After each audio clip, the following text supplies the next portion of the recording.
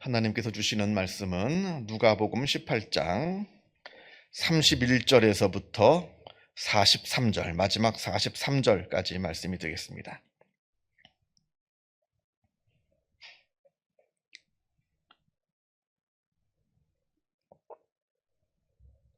누가복음 18장 31절에서부터 43절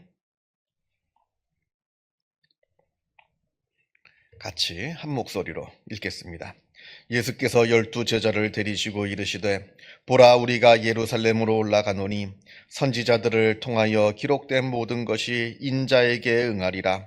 인자가 이방인들에게 넘겨져 희롱을 당하고 능욕을 당하고 침뱉음을 당하겠으며 그들은 채찍질하고 그를 죽일 것이나 그는 3일 만에 살아나리라 하시되 제자들이 이것을 하나도 깨닫지 못하였으니 그 말씀이 감추었으므로 그들이 그 이르신 바를 알지 못하였더라.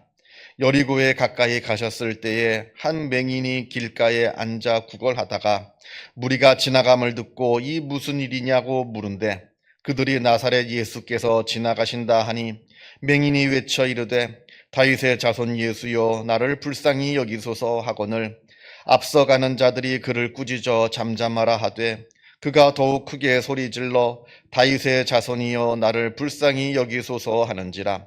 예수께서 머물러 서서 명하여 데리고 오라 하셨더니 그가 가까이 오매 물어 이르시되 네게 무엇을 하여 주기를 원하느냐. 이르되 주여, 보기를 원하나이다. 예수께서 그에게 이르시되 보라, 내 믿음이 너를 구원하였느니라 하시매 곧 보게 되어 하나님께 영광을 돌리며 예수를 따르니 백성이 다 이를 보고 하나님을 찬양하니라. 아멘.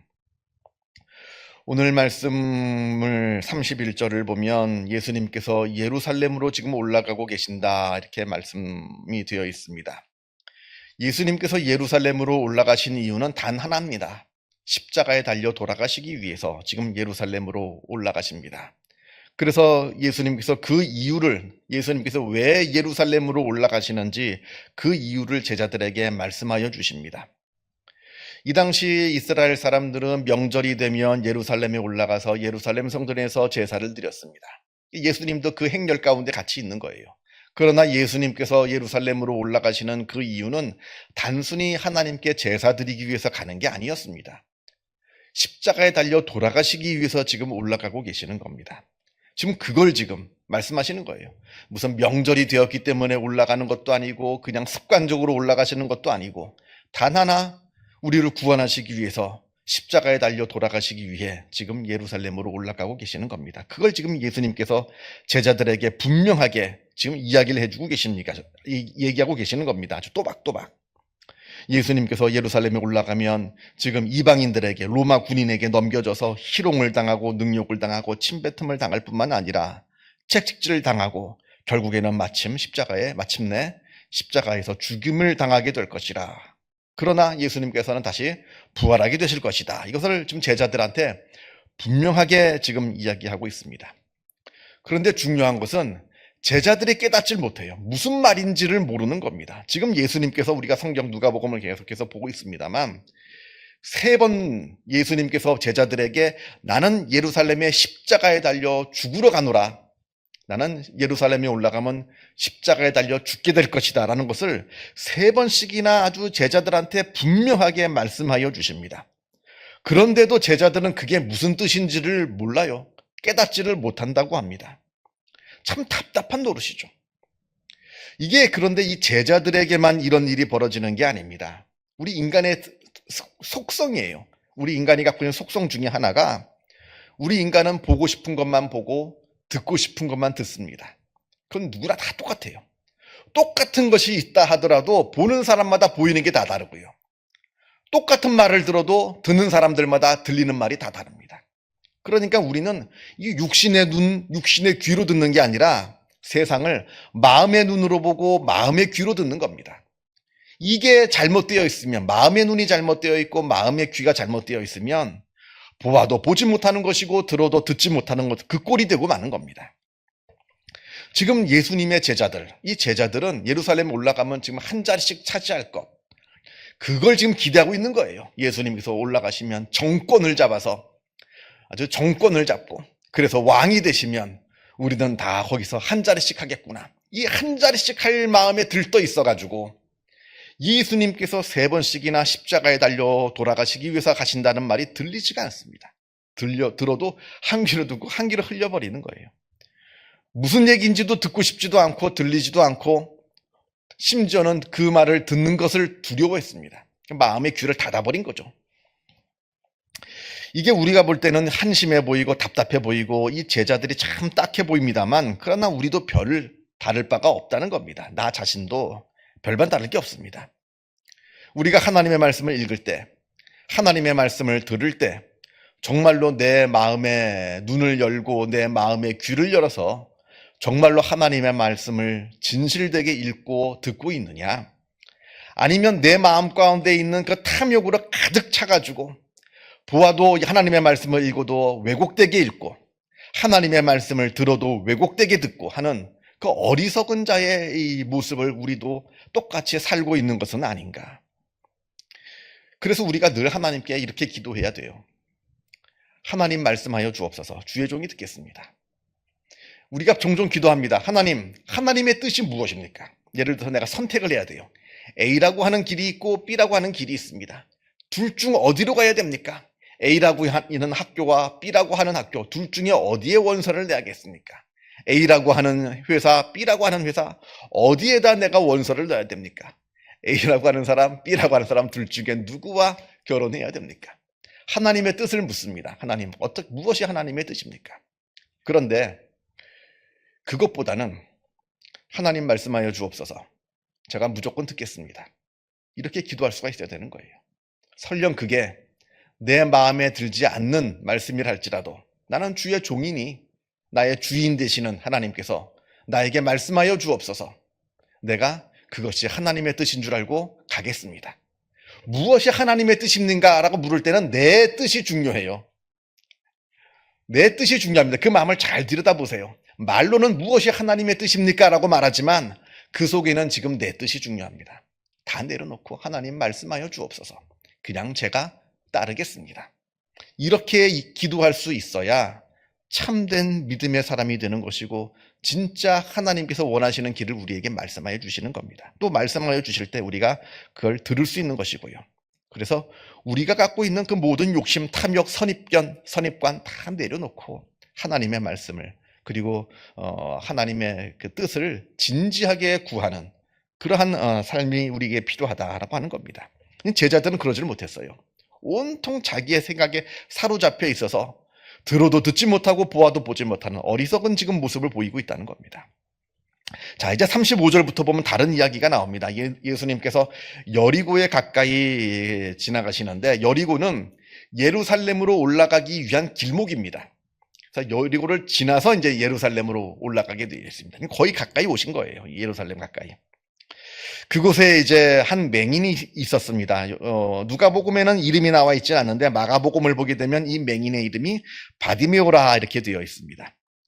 이 맹인이 길에서 구걸을 하는데 예수님을 따르는 큰 무리가 지나가니까 깜짝 놀라서 이게 지금 무슨 일이냐 이렇게 사람들한테 물으니까 사람들이 지금 예수님이 지나가신다 합니다. 이 맹인이 예수님을 보진 못했어도 예수님에 대한 소문은 들었습니다. 예수님께서 원하시면 못 고치실 질병이 없다는 것을 압니다. 그래서 지금 예수님께 소리를 지릅니다. 다윗의 자손 예수여 나를 불쌍히 여기소서 이렇게 소리를 지릅니다. 그러니까 주변 사람들이 시끄러우니까 막 말려요. 하지 못하게. 그리고 더 큰 소리로 여기서 내 기도가 꺾이면 안 되는 겁니다.